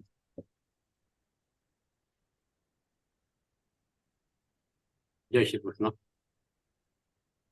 Jai Shri Krishna. Parthasarathi Bhayaji, you can ask the question. You are on mute, Bhayaji, Parthasarathi Bhayaji. You can unmute and ask the question. Yeah, Jai Shri Krishna. Vikas ji, the question based on Lord Krishna's teaching, is there a difference between the word non-attachment and detachment? You see, you cannot perform your kartavya karma, your prescribed duty, unless you have some element of attachment. You love your son, you love your wife. That's why you do perform your kartavya karma towards them. We don't do that same kartavya karma for some unknown person. So some element of attachment is there, of course. But detachment is something wherein I have performed my duty, but full stop. After that, no more attachment. So at times you have to have attachment and you have to know when to disconnect and get into that mode of detachment. So attachment and detachment are the two sides of the same coin. Which side to be played when, it is up to us. If you start playing the coin only on one side, that is means of attachment, then we are going to get bondaged of all the karmas that we do. But when you know when to play the coin with attachment and when to play the coin of detachment, then you have learned the game of living the life. And that is what I said when we discussed Krishna's life. He knew perfectly well when to play attachment and when to go into the mode of detachment. Yashoda, Radha, we discussed these examples. He did all his prescribed duties for them. He was an ideal son of Yashoda. He was an ideal lover of Radha. People sing songs of Radha and Krishna even now. But he knew when to get out of that mode of attachment and when to go and perform some other duties which are more waiting for him. So attachment and detachment are the parts of life. When to get attached and when to cut that attachment and when to go into detachment is the game of life. One who has learned this game, he has learned Geeta. He has brought Geeta in his day-to-day life. Geeta padhe, padhaye aur जीवन में लाए, he has brought Geeta in his life. If he has known how to enter into attachment and how to enter into detachment. Okay. Thank you very much. Jai Shri Krishna. Yes. Jai Shri Krishna. Adya Didi, you can ask your question. Jai Shri Krishna, Vikas Bhaiya. Can Jai you Shri Krishna. again explain from Adroho to Bharata again of the third shloka? See, not being envy. There is a small, I don't know how much time we have, but there is a small story. You might have heard that small story. Once, one poor fellow, he was praying, his family was dying of hunger, had no money to feed the family. So he went to the forest and he did some sadhana of Vanadevi. So Vanadevi gave him one Akshay Patra, saying that you take this home and whatever you wish, you can draw from this Akshay Patra and feed the family. So the fellow was very happy. He went home. And when he came home, he wished, I want this, I want that. And he could feed the entire family. And this was going on for days and months and for weeks. His neighbor, he came to know that this fellow was dying of hunger for so many days. Suddenly all the fellows have put on weight.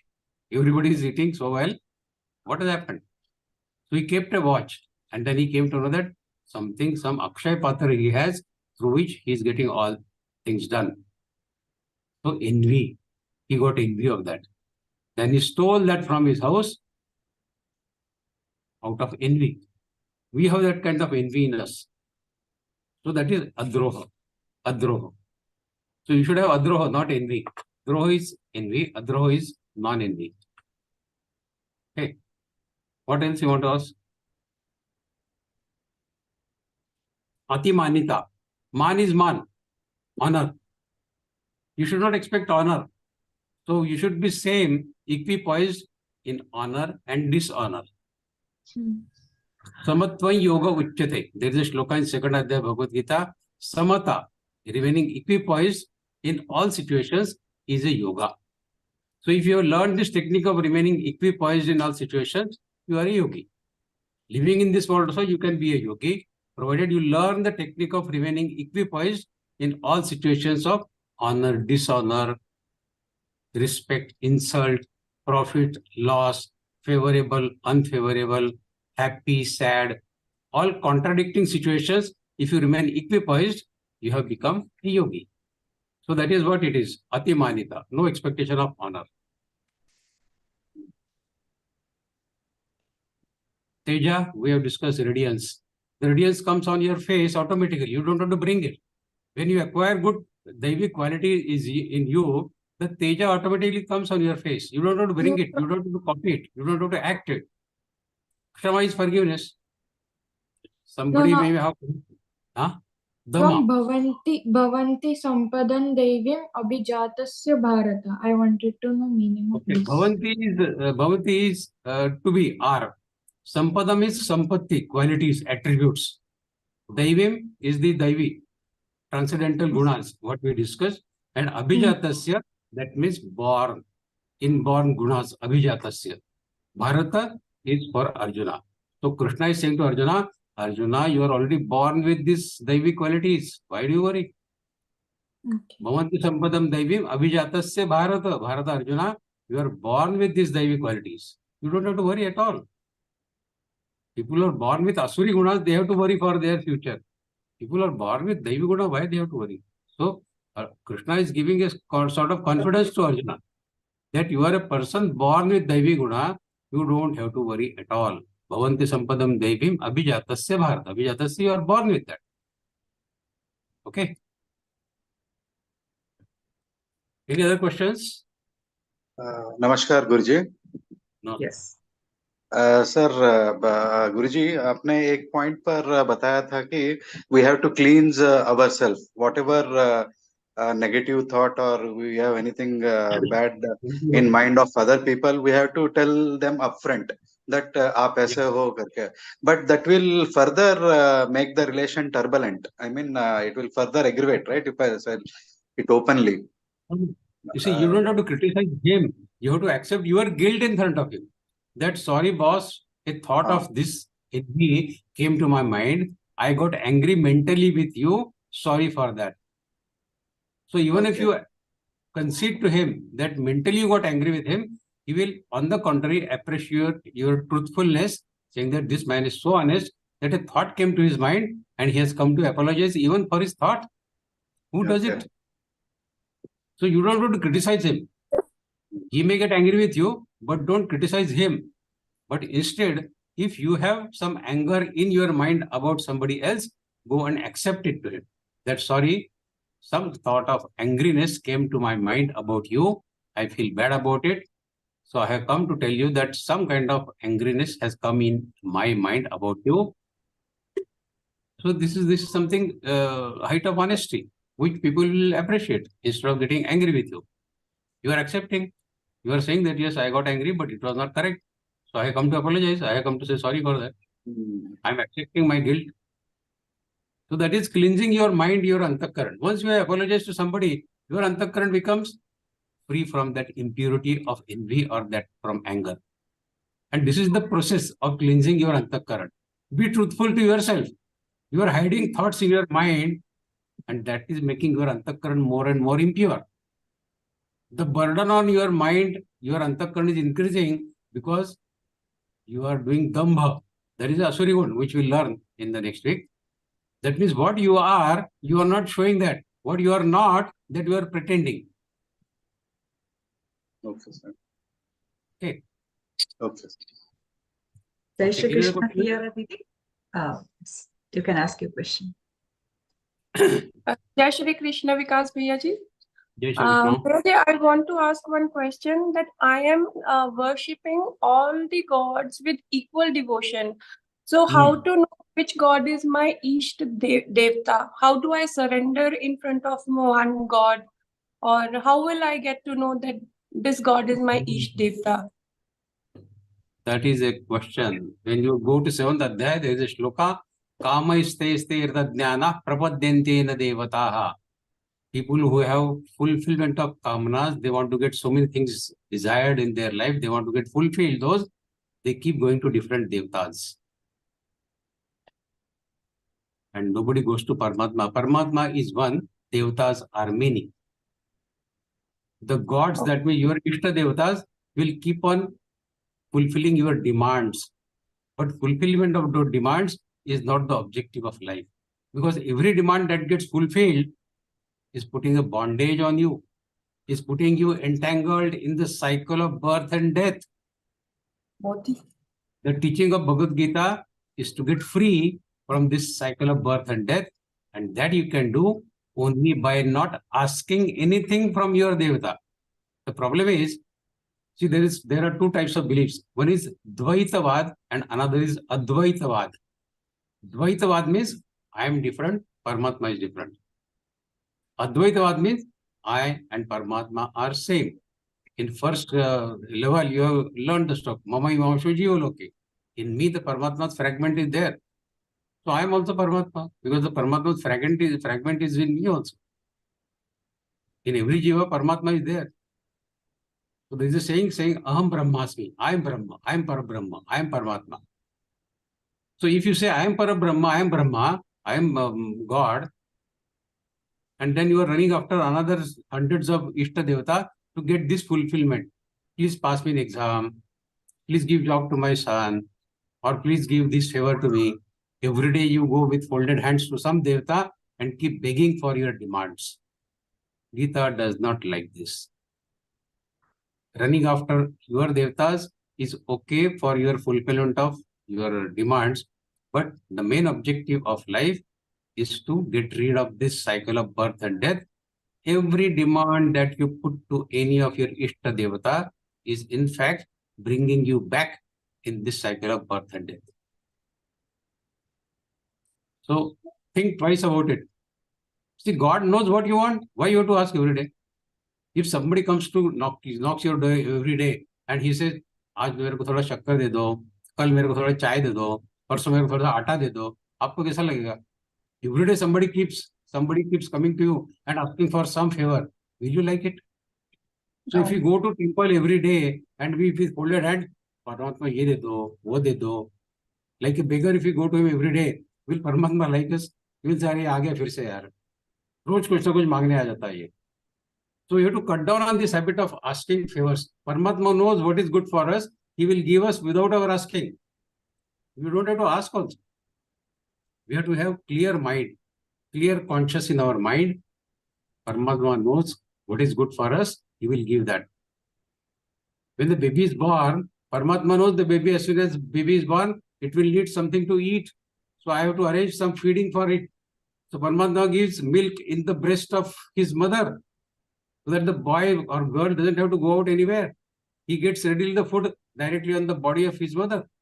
So Paramatma knows everything, what is required by the jiva.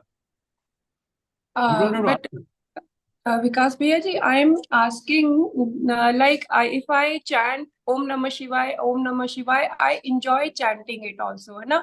If I am Jai Shri Krishna, or Jai Shri Ram, Shri Ram, I feel the same. I enjoy chanting all the chants, but I cannot surrender in front of one God. How do I get to know that I am surrendering to this particular God and this is my Isht Devta? See, the day you realize that Shri Ram, Shri Krishna, Shiva, Ganesh Ji, Durga Mata, Lakshmi Mata are all one. The problem is, we are differentiating between all Ishta Devatas. Ganesh Ji is different. We were talking of Dvaitavad, that I am different and Paramatma is different. Now you have added more number to it. Ganesh Ji, Shiv Ji, Lakshmi Ji, Ram, Shri Krishna, everything. Yes. So you are adding more and more gods to get your attention diverted to so many places. Paramatma says, get focused on me only. Paramatma is one only. So my suggestion to you will be, if you are a devotee of Krishna, be after Krishna only. If you are a devotee of Shri Ram, try to see Paramatma in Ram. Don't differentiate between Paramatma, God and Ram. We keep differentiating. That should not happen. In whatever Ishta Devata you have, he may be Swami G also, a human being. But treat him as Paramatma and worship him as Paramatma. If your attention gets diverted in so many places, then you are not going anywhere. It should remain pointed, focused. Then only peace of mind will come. Otherwise, this scattered attention, the peace of mind will get disturbed. Yes. Isn't it? So Yes. try to remain focused on one place and then see the benefit of remaining focused on one place. You will enjoy great peace of mind. Thank you. Thank you. Jai Shri Krishna, M.K. Bhaiya ji. हाँ Please ask the question. भैया जी, ये अंतःकरण के 3 parts आपने बताए, कौन कौन से 3 पार्ट्स हैं अंतःकरण के? Mind, intellect and subconscious. तो मन, इनका हाँ जी, मन, बुद्धि और हमारा जो सबकॉन्शियस माइंड होता है, subconscious mind comes with us from our previous life also. Whatever karmas we are doing in this life or what we have done in the previous life, an imprint of those karmas gets into our antakaran. So when we leave this world, we leave this world with 3 baggages: sattvic karma, rajasic karma and tamasic karma. And those 3 baggages we carry in our subconscious and they become our samskar for the next life. So when we say samskar, what is samskar ultimately? These are the baggages which we have carried for lives. Sattva, Rajo, Tamo. If you have done more of sattvic, then our samskar will be sattvic. If you have done more of rajasic, then our samskar will be rajasic. Same thing with tamasic. So why some people are born with some kind of sattvic gunas? Because they carry a bigger baggage of sattvic karma from their previous life. So their sanskars are sattvic. That's why subconscious mind is important for purity of antakaran. So mind, intellect and subconscious, they constitute your antakaran. ठीक है भैया, धन्यवाद. धन्यवाद. Jai Shri Krishna, Pannagadhara Bhaiya ji, you can ask your question. Namaste, Vikas sir. Namaste. Hello. Jai Shri Krishna. Jai Shri Krishna. Namaste. Sir, myself is a retired government principal, and myself is aging of 65 years. Sir, no questions at all. So I got very much that is interested in your speech, sir. That you have given very clear explanation, not only the contents of Geeta. So you have covered each and every the great books and also the gimpus what we had in this on this earth. So definitely, sir, I am very happy to meet and that hear the speech of the persons like you. So there is a saying that Krishna has that is taught Bhagavad Gita to Arjuna, but even we thought that directly Krishna is talking to me when I saw your faces. So you said one thing, and if somebody go and stand in front of a most great sadhaka, definitely there will be charm, and we can't see such a person. I saw you, sir. I'm not making any boasting. It's my personal experience. But today, sir. Yeah. Sir, thank you, sir. Sir, can I know your personal number, sir? The number, sir. Okay, 9881. 9881. 252057. 252057. 252057. Okay, sir. Yes, sir. Okay, sir. Sir, thank you very much, sir, because I also one of the member in this group. Thank you, sir. Thank you very much, sir. Thank you. Gupta ji Bhaiya, please, sir, you can ask your question. Hare Krishna. Jai Krishna. Hare Krishna. Thank you very much, Vikas Bhaiya, for your good insight on these three shloka. I have a slightly unrelated question, but very important. I'm slightly confused. If you have to choose a guru, you have to basically for salvation, ultimate salvation, you have to have a guru. Is it necessary that the guru should be in physical form, or someone who's actually left this earth, but still, I can make them guru and follow their teaching and advice? See, if our thinking is that strong, that without physically meeting the guru, in our thoughts, if we meet that person who is no more, and if we can still take teachings from him or her, then it is okay. But it is like worshipping something which is Nirakar, because he is not in front of us. No, worshipping Nirakar is very difficult. If some body shape is in front of us, we find it easy. We can sit in front of him and ask our questions. Sure. Isn't it? We can see the expressions on his face and learn many things from the expression itself. Or he can see expressions or doubts on our face, and he can explain to us merely by reading our face. Gurus know that technique. But someone who is not with us, only in thoughts he is existing, to worship him and make him our guru is practically very difficult. Not impossible, but difficult. So normally guru should be someone who gives you guru mantra. And he gives you that mantra for chanting for the whole of life, which will give you that salvation, liberation, mukti, moksha, whatever you call it. Now to take that guru mantra from guru, the guru should be there in front of you. How can the guru who is no more physically can give you guru mantra? Isn't it? Sure.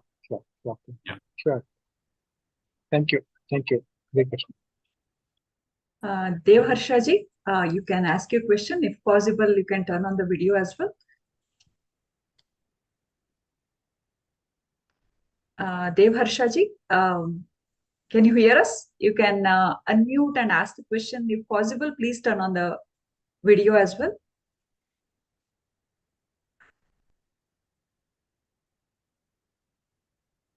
And okay. And Neha ji, if you have a question, please.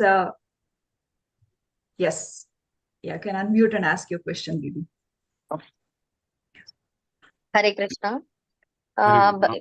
भैया मेरा ये प्रश्न है कि हम कैसे जाने कि हमारे इष्ट देवता कौन है। जैसे हमें जैसे कभी कृष्ण पसंद आते हैं, कभी राम पसंद आते हैं, कभी माँ पसंद आते हैं, and we really feel deep about them. ऐसे नहीं कि कोई सुपरफिशियल है। हम कैसे पहचाने कि वो ही हमारे इष्ट देवता हैं और हम उनका ही स्मरण करें। जैसे बोलते हैं ना कि भगवान अपने बहुत सारे हैं, बहुत रूप हैं, बट एक को आप फॉलो कीजिए। अब कैसे पता लगाएं कि हाँ भाई मैं यही भगवान को बहुत ज्यादा पसंद करती हूँ। बिकॉज जब मैं कृष्ण के बारे में सोचती हूँ तो वो मुझे बहुत ही भावते हैं, और जब मैं माँ के बारे में सोचती हूँ तो वो मुझे बहुत अच्छे लगते हैं। मतलब ऐसे कोई नहीं है। शिवा, मुझे जब मैं शिव जी के बारे में सोचती हूँ तो I get attach to him. So इसका मुझे प्रश्न मिल ही नहीं रहा है, समझ नहीं आ रहा है। आपका सवाल ठीक है, लेकिन एक छोटी दीदी ने भी यही सवाल पूछा जो आप पूछ रही हैं। तो मेरा ऐसा कहना है, मेरे अनुभव से मैं आपको कह रहा हूँ कि यदि हम लोग भगवत गीता के साधक हैं, भगवत गीता और विष्णु सहस्त्र नाम, ये दो चीजें इस संसार में ऐसी हैं कि यदि आप भगवत गीता और विष्णु सहस्त्र नाम ये दोनों चीजें पढ़ती हैं तो अध्यात्म की तीसरी किताब आपको खोलने की आवश्यकता भी नहीं है। ऐसे जो आद्य शंकराचार्य थे उन्होंने कह के रखा है कि भगवत गीता और विष्णु सहस्त्र नाम। अब यदि भगवत गीता और विष्णु सहस्त्र नाम का हम पाठ और उसके पीछे लगे हैं तो हमारे इष्ट देवता भगवान कृष्ण हो गए, भगवान विष्णु हो गए, है क्या? जी भैया। हाँ, तो ऐसा हमको सोचना चाहिए कि यदि मैं भगवत गीता मेरे जीवन में लाने का प्रयास कर रही हूँ तो मेरे इष्ट देवता भगवान श्री कृष्ण है, भगवान विष्णु है, क्योंकि भगवान श्री कृष्ण या भगवान राम दोनों विष्णु के ही रूप है। तो भगवान विष्णु मेरे इष्ट देवता है, चाहे मैं विष्णु सहस्त्र नाम पढ़ूं या चाहे भगवत गीता पढ़ूं या रामायण पढ़ूं, तीनों विष्णु रूपी है। तो यदि एक भगवान के, जैसे मैं कह रहा था कि हमारा अटेंशन इतने जगह जाना वो हमारे लिए तकलीफदायक होता है। अंत समय में हम किसका स्मरण करें? यदि माइंड में वही कंफ्यूजन अंत समय रह गया कि अरे यहाँ देखो कि वहां देखो कि वहां देखो, और समय चला गया, तो क्या हो जाएगा फिर? एक जगह फोकस तो चाहिए ना जिंदगी में।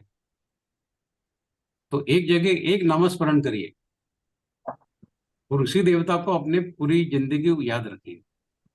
भगवान तो अनेक है, किस किस के पीछे भागेंगे आप?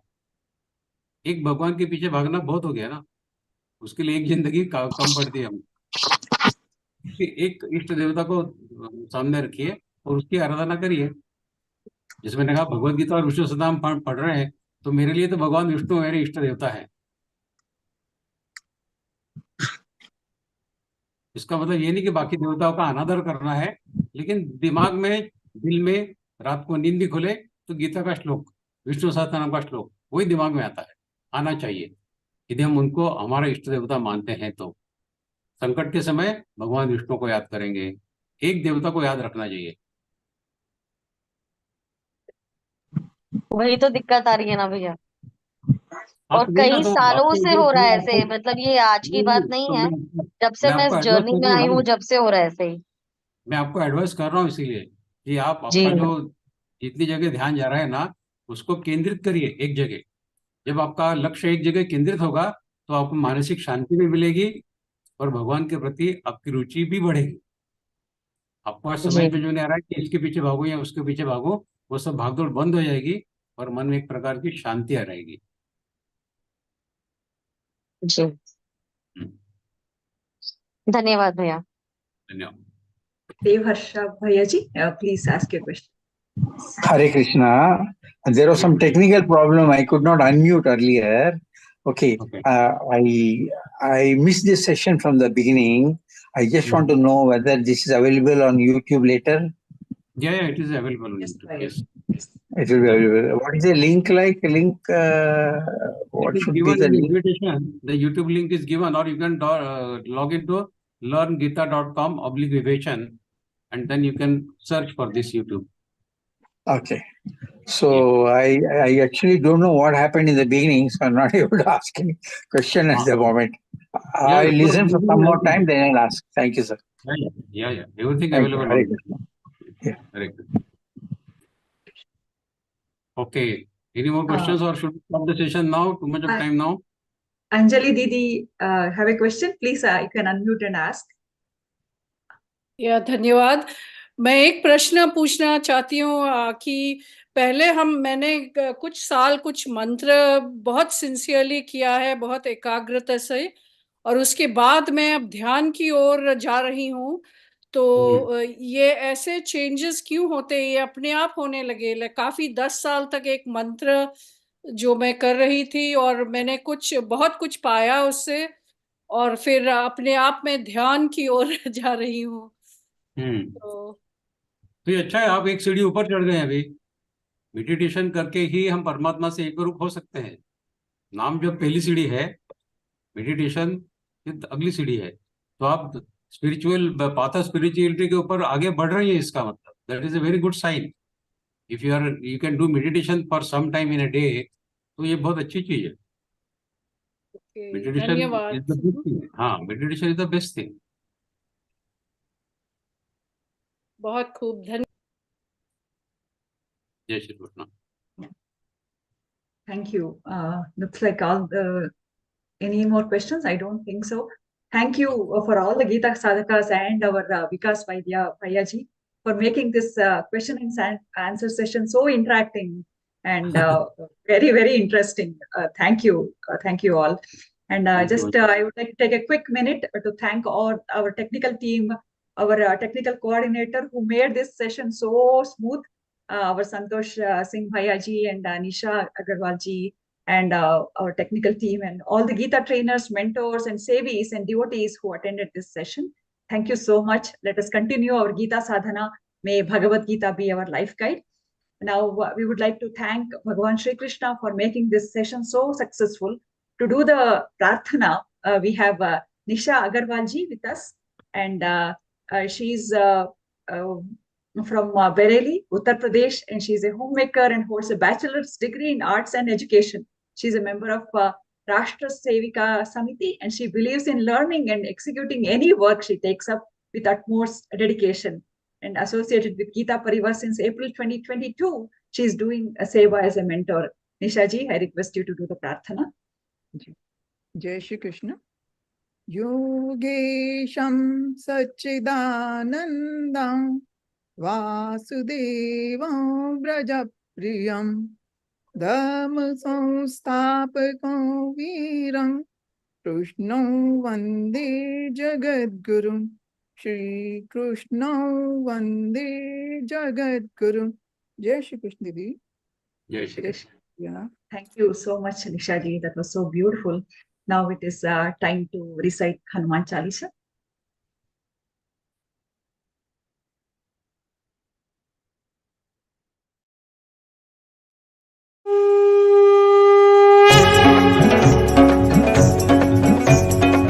गुरु चरण सरोज रज निज मन मुकुर सुधारि बरनउ रघुबर बिमल जसु जो दायक फलचारि बुद्धिहीन तनु जानिके सुमिरौ पवन कुमार बल बुद्धि विद्या देहु मोहि हरहु कलेश विकार जय हनुमान ज्ञान गुण सागर जय कपीस तिहु लोक उजागर रामदूत अतुलित बल धामा अंजनी पुत्र पवन सुत नामा महावीर विक्रम बजरंगी कुमति निवार सुमति के संगी कंचन बरन विराज सुबेसा गानन कुंडल कुंचित केसा हाथ वज्र ध्वजा विराजय कांधे मूंज जनेऊ साजय शंकर सुवन केसरी नंदन तेज प्रताप महाजगवंदन विद्यावान गुणी अति चातुर राम काज करिबेको आतुर प्रभु चरित्र सुनिबेको रसिया राम लखन सीता मन वसिया सूक्ष्म रूप धरि सिहि दिखावा विकट रूप धरि लंक जरावा भीम रूप धरि असुर सहारे रामचंद्र के काज सवारे लाय सजीवन लखन जियाए श्री रघुवीर हर्षि उर लाए रघुपति कीन्ही बहुत बड़ाई तुम मम प्रिय भरत ही समभाई सहस बदन तुम रोजस गावै अस कहि श्रीपति कंठ लगावै सनकादिक ब्रह्मादि मुनीसा नारद सारद सहित अहिसा जम कुबेर दिगपाल जहाते कवि कोविद कहि सके कहाते तुम उपकार सुग्रीव ही कीन्हा राम मिलाय राजपद दीना तुम्हरो मंत्र विभीषण माना लंकेश्वर भय सब जग जाना जुग सहस्र योजन पर भानु लील्यो ताहि मधुर पल जानु प्रभु मुद्रिका मेलि मुख माहि जलधि लांघि गए अचरज नाहि दुर्गम काज जगत के जेते सुगम अनुग्रह तुमरे तेते राम दुआरे तुम रखवारे होत न आज्ञा बिनु पैसारे सब सुख लहै तुम्हारी सरना तुम रक्षक काहू को डरना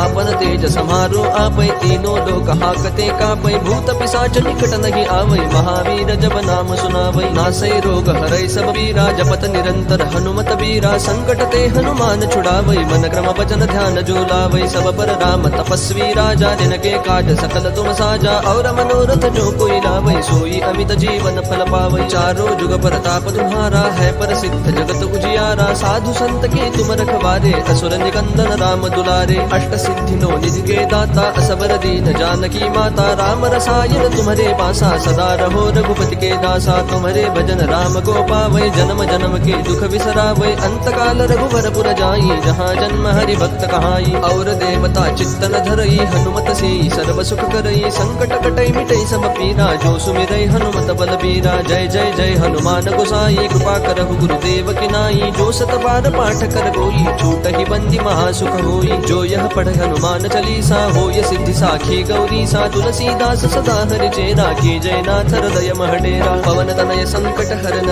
मंगल मूर्ति रूप राम लखन सीता सहित हृदय बसहु सुर भूप सियावर रामचंद्र की जय पवन सुत हनुमान की जय।